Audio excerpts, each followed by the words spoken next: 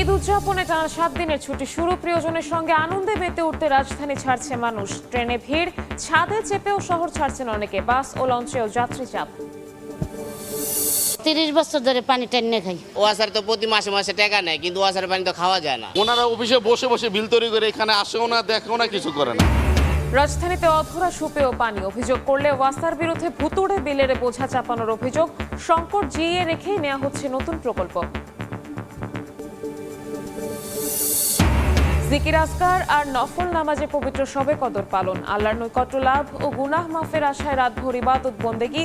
দেশ ও বিশ্বের শান্তি কামনায় মোনাজাত। মধ্যপ্রাচ্য সংঘাতে কাতারে অবরুদ্ধ 31 নাবিক সহ বাংলাদেশি জাহাজ জয় যাত্রা। হরমুজ পাড়ি দিতে ইরানের সঙ্গে আলোচনার তাগিদ। যুদ্ধের মধ্যেও পণ্য পরিবহনের প্রস্তাব।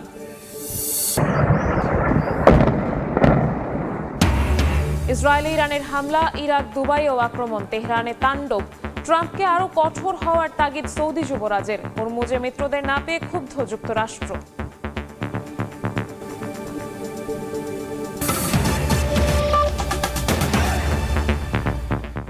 সময় সংবাদের সঙ্গে আছি আমি শবনব নিবিড়।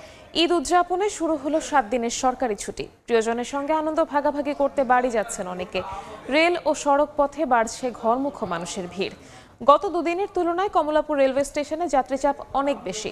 ছেড়ে যাওয়ার অপেক্ষায় থাকা সবগুলো ট্রেনেই রয়েছে যাত্রীর চাপ। নিষেধাজ্ঞা থাকলেও ছাদে চেপে গন্তব্যে রওনা হয়েছেন বহু মানুষ। গেটে ঝুলে ঝুলে যেতে দেখা গেছে অনেককে। টিকিট কেটেও নিজ বগিতে চড়তে পারেননি বলেও অভিযোগ করেছেন কেউ কেউ। এদিকে সড়ক পথেও যাত্রী চাপ বেড়েছে। রাজধানীর বিভিন্ন বাস টার্মিনালে দেখা গেছে ভিড়। এখন পর্যন্ত কোথাও যানজটের তথ্য পাওয়া যায়নি।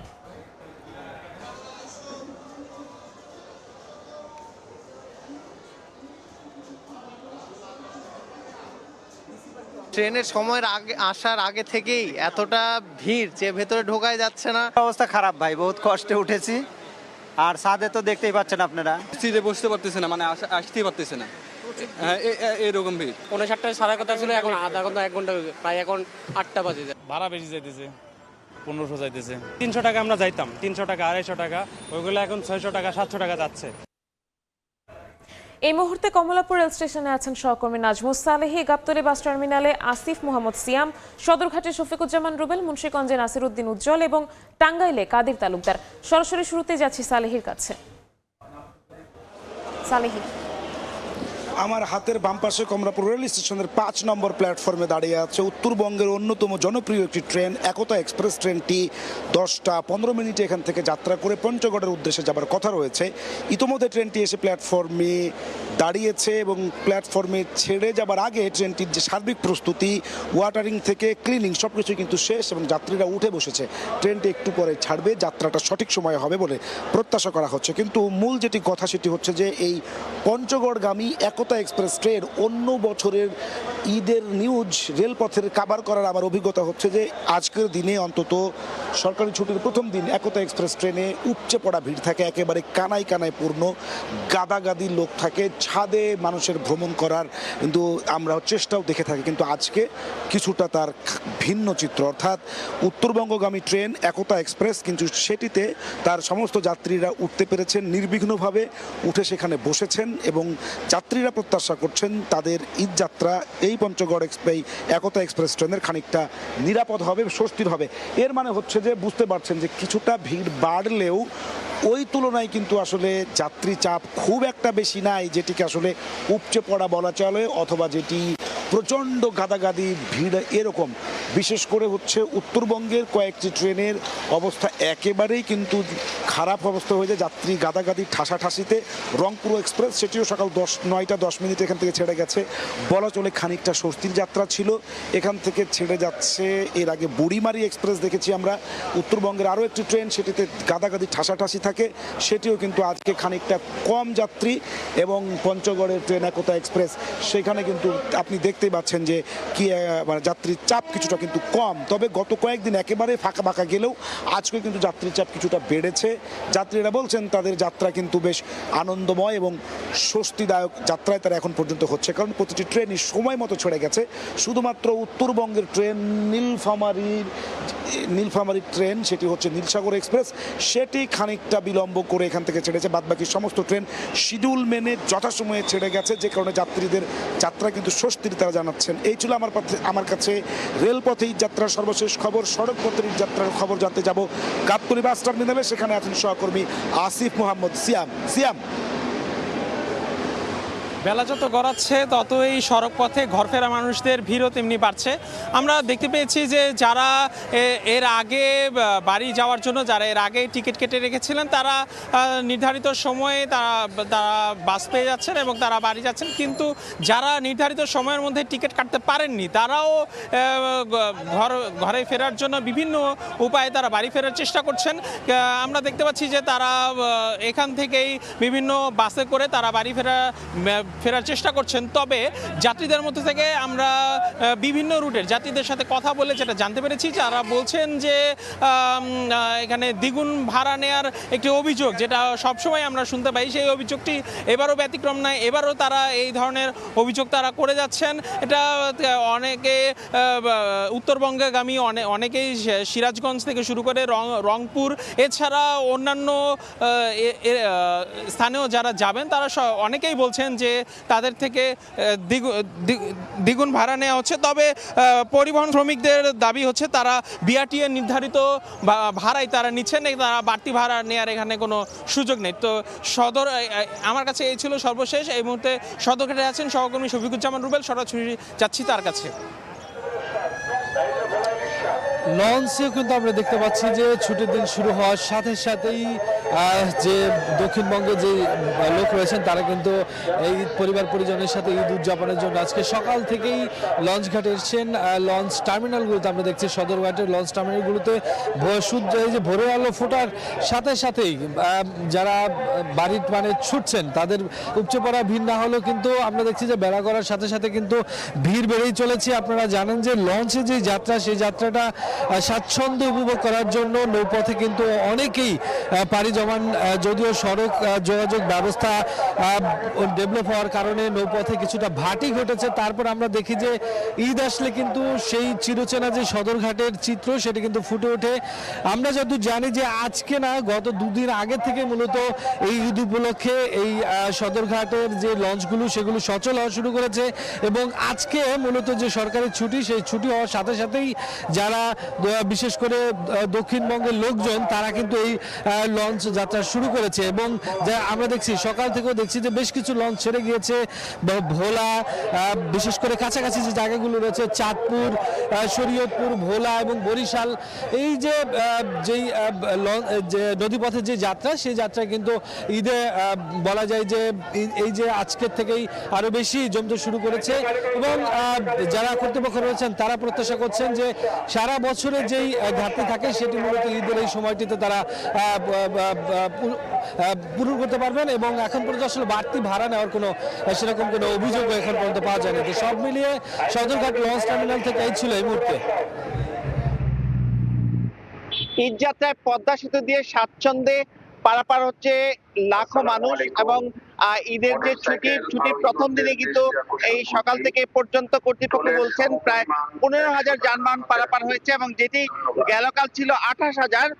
তো এই পরিসংখ্যান থেকেই স্পষ্ট হচ্ছে যে পদ্মা সেতু দিয়ে কি পরিমাণ যানবাহন পারাপার হচ্ছে। তবে নানা রকম পদ্ধতি পরিবর্তন এবং বুথ বাড়িয়ে দেওয়ার কারণে কিন্তু যানবাহনের চাপ থাকলেও কিন্তু জটলা নেই এবং পদ্মা সেতু দিয়ে আপনারা জানেন যে এই পর্যন্ত প্রায় 3,140 কোটি টাকারও বেশি কিন্তু টোল আদায় হয়েছে এবং সেই টোল আদায়ের পাশাপাশি এলাকার মানুষ যে নানাভাবে গতি পেয়েছে এবং দক্ষিণের মানুষ যে শুধু ঈদ উৎসব নয় এবং ব্যবসা বাণিজ্য এবং গ্রামীণ অর্থনীতিতে বড় একটা পরিবর্তন ঘটেছে এবং সেটি কিন্তু পদ্মা সেতু সেই প্রতীক হয়ে আছে এবং সড়ক পথে যানবাহন ছাড়াও কিন্তু এই পদ্মা সেতু নিচ দিয়ে ট্রেন পথেও কিন্তু হাজার হাজার মানুষ বাড়ি পানে যাচ্ছে। তারা ঈদ উৎসবে পরিবারের সঙ্গে ঈদ করবার জন্য কিন্তু একত্রিত হয়ে যাচ্ছে। আমরা দেখছি যে এই বিভিন্ন রকম যানবাহনের পাশাপাশি মোটরসাইকেলও কিন্তু প্রচুর পারাপার হচ্ছে এবং সবার মধ্যে একটা আনন্দ উৎসব। এই ছিল মুন্সিগঞ্জের ঈদ যাত্রার সবশেষ। আমরা যাব টাঙ্গাইলের খবর জানতে, সেখানে রয়েছেন সহকর্মী কাদির তালুকদার। সরকারি ছুটি ঘোষণার পর থেকেই ঢাকা টাঙ্গাইল মহাসড়কে ঈদযাত্রা আনুষ্ঠানিকভাবে শুরু হয়েছে। সেই ঈদযাত্রাকে কেন্দ্র করে ঢাকা টাঙ্গাইল মহাসড়কের যানবাহনের চাপ ইতিমধ্যে কয়েক গুণ বৃদ্ধি পেয়েছে। তবে এখন পর্যন্ত মহাসড়কের কোথাও কোনো ধরনের অপ্রীতিকর ঘটনা বা যানজটের আমরা খবর পাইনি, কোথাও কোনো ধরনের অপ্রীতিকর ঘটনা ঘটেনি। তবে যেটি বলা যায় এখন পর্যন্ত ঈদযাত্রা শুরুর থেকে আনুষ্ঠানিকভাবে যে ঈদযাত্রা শুরু হয়েছে সেই শুরুর দিকে স্বস্তি নিয়ে মানুষ এখন পর্যন্ত উত্তরবঙ্গের দিকে যাচ্ছেন যাত্রীরা। এবং তবে এই স্বস্তিটা কতটুকু সময় ঠিক থাকে সেটি আসলে নিশ্চিত করে বলা যাচ্ছে না, কারণ ঢাকা টাঙ্গাইল মহাসড়কের যে এলাঙ্গা রয়েছে সেই এলাঙ্গাতে একটি বড় ধরনের একটি ফ্লাইওভারের নির্মাণ কাজ চলছে। গাজীপুরের ভোগড়া থেকে এলাঙ্গা পর্যন্ত স্বাভাবিক গতিতে যানবাহন চলাচল করতে পারলেও এলাঙ্গা এসেই সেই গতিগুলো থেমে যাচ্ছে যানবাহনের, যে কারণে আসলে স্বাভাবিকভাবেই এখানে যানবাহনের যখন গাড়ির চাপটা বেড়ে যাবে তখন স্বাভাবিকভাবেই এখানে যানজটের আশঙ্কা করা যাচ্ছে। অন্যদিকে যে টোল প্লাজা রয়েছে সেই টোল প্লাজাতেও এই যে যখন গাড়ির চাপ পড়ে তখন একটি সমস্যার সৃষ্টি হয়, যে কারণে আসলে এবার অন্যান্য বছরের মতো এবারও আসলে শেষের দিকে ঈদযাত্রা শেষের দিকে যানজটের শঙ্কা করছেন চালক এবং যাত্রীরা। তো এই ছিল আমার কাছ থেকে ঢাকা টাঙ্গাইল মহাসড়কে ঈদযাত্রার খবর। রাজধানী সহ সারা দেশের নানা প্রান্ত থেকে ঈদযাত্রার সর্বশেষ খবর জানাতে আমাদের সাথে যুক্ত হয়েছিলেন সহকর্মীরা। ইবাদত বন্দেগী, জিকির, আসকার আর নফল নামাজের মধ্য দিয়ে পবিত্র শবে কদরের রাত পার করলেন মুসল্লিরা। মহান আল্লাহর নৈকট্য লাভ এবং গুনাহ মাফের আশায় সারা দেশের মসজিদগুলোতে ভিড় করেন সব বয়সী মুসলমান। দেশ ও বিশ্বের শান্তি কামনায় করেন মোনাজাত। রহমত, মাগফিরাত আর নাজাতের মাস রমজান। এই মাসের সবচেয়ে মর্যাদাপূর্ণ রাত লাইলাতুল কদর, যার পবিত্রতা আর বরকতের কথা বর্ণিত হয়েছে আল কোরআনে। এ রাতেই অবতীর্ণ হয়েছে পবিত্র কোরআন। রাজধানীর বাইতুল মোকাররম সহ দেশের প্রতিটি মসজিদে মুসল্লির ভিড়। মাগরিবের পর থেকে শুরু হয় বিশেষ ইবাদত, নফল নামাজ, তসবিহ পাঠ, কোরআন তিলাওয়াতে মগ্ন থাকতে দেখা যায় ছোট বড় সব বয়সী মানুষকে। দুনিয়ার ব্যস্ততা ভুলে স্রষ্টার সান্নিধ্য পেতে ব্যাকুল ধর্মপ্রাণ মুসলমান। আল্লাহর কাছে চাওয়া যে আল্লাহ যেন আমার গুনাহগুলো সব মাফ করে দেয়। রাতের উসিলায় আল্লাহর কাছে চেয়েছি আমি যেন বড় আলেমে দিনদার হই, এরকম মুফতি ও মুহাদ্দিস হই। রাতভর ইবাদত শেষে শেষ রাতে মহান আল্লাহর দরবারে কান্নাকাটি আর মোনাজাতের মধ্য দিয়ে সমাপ্তি ঘটবে মহিমান্বিত এ রাতের। সবার মনে একটাই আশা, যেন আগামী দিনগুলো পরিচালিত হয় সত্য ও সুন্দরের পথে। ওমা আদরাকা মা লাইলাতুল কদর, লাইলাতুল কদরি খায়রুম মিন আলফি শাহর। যে রাত্রটা হলো হাজার মাসের চেয়ে উত্তম। যত সম্ভব আজকে রাত্রে আল্লাহর ইবাদত করে গুনাহ মাফ চাবো। বান্দা যত গুনাহ করুক না কেন, শেষ এই জামানার ভিতরে এবং এই ফিতনা ফাসাদের জামানায় যে আমরা আসছি এখানে যে আমরা ইবাদত করতেছি, এটা সবচেয়ে বড় সৌভাগ্য। আল্লাহ পাক চতুর্থ আসমান আইসা মানুষকে ডাকে যে হে বান্দা তোমরা কি চাও, কি লাগবে, তোমাদের কি প্রয়োজন। শুধু নিজের জন্য নয়, পুরো বিশ্বের মুসলিম উম্মার ঐক্য এবং বিশ্বশান্তি কামনার এক বিশেষ সুযোগ এই রাত। শাহরিয়ার সৌমিক, সময় সংবাদ, ঢাকা। বছরের পর বছর পেরোলেও সুপেয় পানির দেখা পায়নি রাজধানীবাসী। অনেকটা নিরুপায় হয়ে নোংরা দুর্গন্ধযুক্ত পানি ব্যবহার করছেন দৈনন্দিন কাজে। অভিযোগ করলে উল্টো ভোগান্তিতে পড়ার পাশাপাশি দিতে হয় ভুতুড়ে বিল। নগরবিদের মতে প্রাকৃতিক জলাধার ও পানির উৎস দূষণমুক্ত করা না গেলে কোনো প্রকল্পই কাজে আসবে না। এদিকে চলমান সংকটের সমাধান না করেই নতুন করে মহানগরীতে যুক্ত হওয়া 16টি ইউনিয়নে ডিস্ট্রিবিউশন নেটওয়ার্ক স্থাপনের কাজ শুরু করতে যাচ্ছে সংস্থাটি। রিপোর্ট করেছেন সাইফুল রুদ্র। 30 বছর ধরে পানি টাইনে খাই, আর বেশি রং আসে। ওয়াসার সংযোগ থাকার পরও অন্য বাড়ির গভীর নলকূপ থেকে খাবার পানি তুলে আনেন শ্যামপুরের বাসিন্দা সালমা। অথচ ঢাকা ওয়াসার সাবেক ব্যবস্থাপনা পরিচালক তাকসিমে খান গণমাধ্যমে দেয়া বক্তব্যে প্রায়ই বলেছেন এই পানি সুপেয়। আমরা পরীক্ষা করেই পানিকে দেই এবং সেই পানি 100% সুপেয়। ঢাকা ওয়াসা ভালো থাকলেও ভালো নেই ওয়াসার গ্রাহকরা। নোংরা দুর্গন্ধযুক্ত পানি সরবরাহের অভিযোগে সড়কে বিক্ষোভ করেছিলেন রাজধানীর যাত্রাবাড়ি, জুরাইন, শ্যামপুর ও শনিরাখড়ার বাসিন্দারা। সঞ্চালন লাইন স্থাপন ও পানির মানোন্নয়নে একাধিক প্রকল্পে ঢাকা ওয়াসা এ পর্যন্ত হাজার হাজার কোটি টাকা ব্যয় করলেও দুর্ভোগ ও অভিযোগ কমেনি গ্রাহকের। ওয়াসার তো প্রতি মাসে মাসে টাকা নেয়, কিন্তু ওয়াসার পানি তো খাওয়া যায় না। পানিতে আয়রন, পানি গন্ধ হয়। আছে ভুতুরে বিলের অভিযোগ। তারা বলছেন পরিদর্শন না করে মিটার রিডাররা বিল করেন অফিসে বসে। ওনারা অফিসে বসে বিল তৈরি করে এখানে আসেও না, দেখেও না। 6-7 মাস আগে হয়তো 1500, 1800 এরকম এখন তো 2800-3000। নগরবিদের মতে প্রকল্পের নামে লুটপাট ও দায়িত্ব পালনে বছরের পর বছর ব্যর্থতার পরিচয় দিয়েছে সংস্থাটি। কেন ঢাকা মরে যাচ্ছে, কেন ঢাকার পানি দূষিত, এটা নিয়ে রাষ্ট্রীয় পর্যায়ে যে কথা বলার কথা ওয়াসা সেগুলো করেনি। এমনকি ওয়াসা অতি উচ্চ অভিলাষী প্রকল্প ভাকুরতার সাভার থেকে এনেছে। ঢাকা ওয়াসা বলছে পানি সংকট কমাতে ও সরবরাহ বিস্তৃত করতে উত্তর ও দক্ষিণ সিটি কর্পোরেশনে নতুন করে যুক্ত হওয়া 16টি ইউনিয়নে ডিস্ট্রিবিউশন নেটওয়ার্ক স্থাপন করা হবে। সেখানে প্রেশারাইজ সিস্টেম থাকবে, সেটা হলো 1575 কিলোমিটার পানির লাইন করব। এই সুপে পানি পাবে হলো অন্ততপক্ষে প্রায় 35 থেকে 40 লক্ষ মানুষ। বর্ধিত ঢাকা রেজিলিয়েন্স প্রকল্পের ব্যয় ধরা হয়েছে 4040 কোটি টাকা। এর মধ্যে সরকারি বরাদ্দ 591 কোটি, নিউ ডেভেলপমেন্ট ব্যাংকের ঋণ 3429 কোটি ও ঢাকা ওয়াসা দেবে 20 কোটি টাকা। 2029 সালের জুনের মধ্যে প্রকল্পের কাজ শেষ হবার কথা রয়েছে। সাইফুল রুদ্র, সময় সংবাদ, ঢাকা। সময় সংবাদে আরও থাকছে। আফগানিস্তানের কাবুলে হাসপাতালে পাকিস্তানের হামলা, নিহত 400, আহত 250। সামরিক স্থাপনায় আক্রমণের কথা বলছে ইসলামাবাদ। ইরানের সঙ্গে যুক্তরাষ্ট্র ইসরায়েলের যুদ্ধের 2 সপ্তাহ পেরিয়ে গেলেও 31 নাবিক সহ এখনও আটকে আছে বাংলাদেশি জাহাজ জয়যাত্রা। হরমুজ প্রণালী পাড়ি দিতে ইরানের সঙ্গে আলোচনায় নৌ পরিবহন মন্ত্রণালয়ে চিঠি দিয়েছে বাংলাদেশ শিপিং কর্পোরেশন।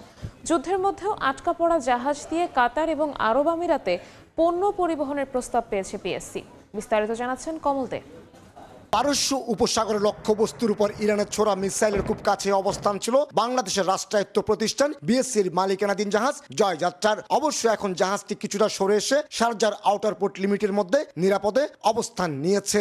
আমরা বাংলার জয়যাত্রা জাহাজের সিফেয়ারার্সরা এই সংকটময় মুহূর্তে আল্লাহর উপর ভরসা করে ধৈর্য ও পেশাগত দক্ষতার সাথে সংকটময় পরিস্থিতি মোকাবেলা করছি। 28 ফেব্রুয়ারি যুদ্ধ শুরুর পর বেশ কয়েকবার হরমুজ প্রণালী পার হওয়ার চেষ্টা হলো। অতিমাত্রা ঝুঁকির কারণে আপাতত সেই প্রক্রিয়া বাদ দেওয়া হয়েছে। পররাষ্ট্র মন্ত্রণালয় দৃষ্টি আকর্ষণ করেছে যে যদি ইরান থেকে একটা স্পেশাল পারমিশন জয়যাত্রার জন্য পাওয়া যায় তাহলে আমরা স্টেট অফ হরমুজ দিয়ে যেন বের হয়ে আসতে পারি। এদিকে যুদ্ধ অবস্থাতেও কাতারের মেসাইদ বন্দর থেকে আরব আমিরাতে পণ্য পরিবহনে বাংলার জয়যাত্রাকে ব্যবহারের জন্য বিএসসির কাছে প্রস্তাব দিয়েছে চার্টার্ড প্রতিষ্ঠান। এক্ষেত্রে পণ্য লোড করার সময় 5 দিন এবং আনলোড করার সময় আরও 8 দিন বন্দরে থাকার নিরাপত্তার কথা মাথায় রেখে প্রস্তাবটি বিবেচনা করছে রাষ্ট্রায়ত্ত প্রতিষ্ঠানটি। আমি যদি যেটি অ্যালং সাইডে থাকি তাহলে টোটাল এয়ার ডিফেন্স কাভারেজ পাবো, সেফটি সিকিউরিটি যে কোনো সাপোর্ট সিস্টেম শরীর থেকে বেশি পাওয়া যাবে, ক্রু মোরাল আপ হবে এবং সার্বিকভাবে সমস্ত ধরনের লজিস্টিক সাপোর্ট দেওয়ার সুবিধা হবে। তবে জাহাজের পাশাপাশি 31 নাবিকের প্রাণের ঝুঁকি বিবেচনায় ব্যবসার পরিবর্তে আলোচনার মাধ্যমে বাংলার জয়যাত্রাকে বের করে আনার কথা বলছেন সাবেক নাবিকেরা। কোন একটা দিনক্ষণ সময় নির্ধারণ করে জাহাজটা হরমুজ প্রণালী থেকে বেরিয়ে আরব সাগরে চলে আসাটাই আমাদের জন্য সবচেয়ে নিরাপদ।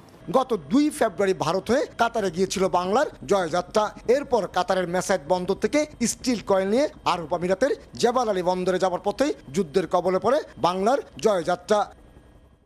কমল দে, সময় সংবাদ, চট্টগ্রাম।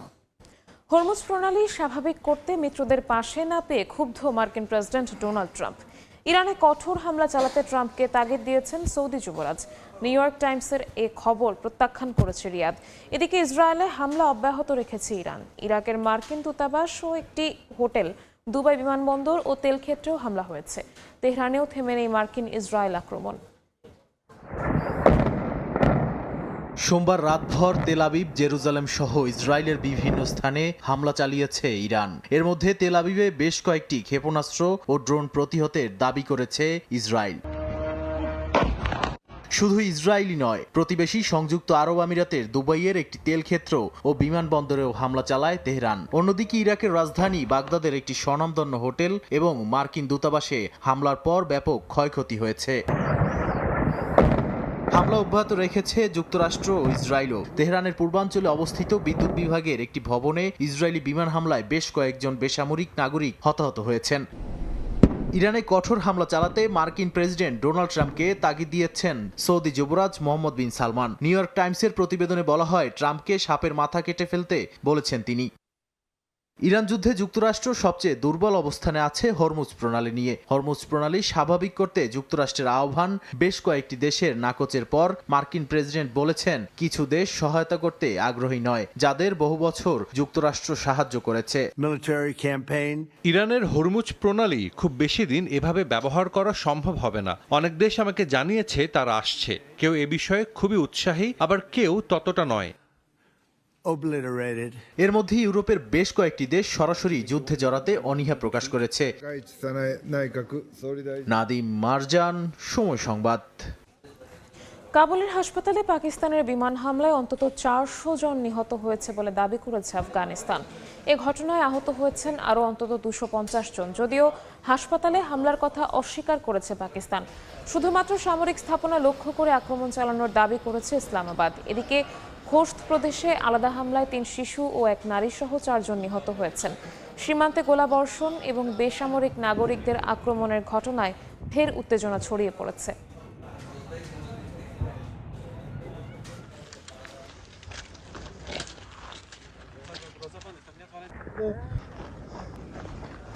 খেলার খবর। চ্যাম্পিয়ন্স লিগের রাউন্ড অফ 16-এর দ্বিতীয় লেগের কঠিন ম্যাচে মুখোমুখি ম্যানচেস্টার সিটি ও রিয়াল মাদ্রিদ। ইতিহাদে ম্যাচ শুরু হবে বাংলাদেশ সময় রাত 2টায়। এর আগে রাত 12:15টায় নিউ ক্যাসেলের বিপক্ষে মাঠে নামবে বার্সেলোনা। সান্তিয়াগো বার্নাব্যুতে ফেডরিক ভালভার্দের হ্যাটট্রিকে 3-0-তে জয় তুলে কোয়ার্টার ফাইনালের পথে অনেকটাই এগিয়ে রিয়াল। সেরা 8-এ জায়গা পেতে ম্যান সিটিকে কমপক্ষে 4-0 ব্যবধানে জিততেই হবে। ঘরের মাঠ হলেও লস ব্লাঙ্কোসের বিপক্ষে সেটা এক প্রকার অসম্ভবই বলা যায়। এছাড়া আক্রমণ ভাগে শক্তি বাড়াতে ইনজুরি কাটিয়ে এ ম্যাচে ফিরছেন কিলিয়ান এমবাপ্পে। তবে সর্বোচ্চ লড়াই করবে ম্যান সিটিও। অন্যদিকে নিউ ক্যাসেলের মাঠে প্রথম লেগে 1-1 ড্র করে কিছুটা চাপে আছে বার্সেলোনা। ক্যাম্প ন্যুতে বেশ সাবধানী থাকতে হবে কোচ হ্যান্সি ফ্লিককে।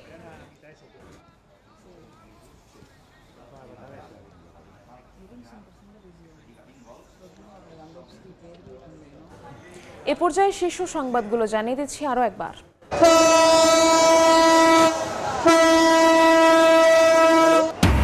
টানা 7 দিনের ছুটি, প্রিয়জনের সঙ্গে ঈদ উদযাপনে রাজধানী ছাড়ছেন মানুষ। ট্রেনে ভিড়, ছাদেও অনেকে। বাস লঞ্চেও যাত্রী চাপ, সব পথে তৎপর প্রশাসন। 30 বছর ধরে পানি টেনে খাই। ওয়াসার তো প্রতি মাসে মাসে টাকা নেয়, কিন্তু ওয়াসারের পানি তো খাওয়া যায় না। ওনারা অফিসে বসে বসে বিল তৈরি করে এখানে আসেও না, দেখেও না, কিছু করে না। রাজধানীতে অধরা সুপেয় পানি, অভিযোগ করলে ওয়াসার বিরুদ্ধে ভুতুড়ে বিলের বোঝা চাপানোর অভিযোগ। সংকট জিয়ে রেখেই নেওয়া হচ্ছে নতুন প্রকল্প। এবং জিকির, আজকার আর নফল নামাজে পবিত্র শবে কদর পালন। আল্লাহর নৈকট্য লাভ ও গুনাহ মাফের আশায় রাতভর ইবাদত বন্দেগী, দেশ ও বিশ্বের শান্তি কামনায় মোনাজাত।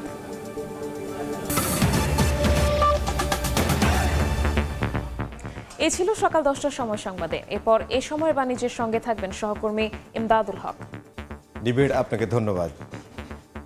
এ সময়ের বাণিজ্য নিয়ে আসছি কিছুক্ষণ পর, সঙ্গে থাকুন সময়।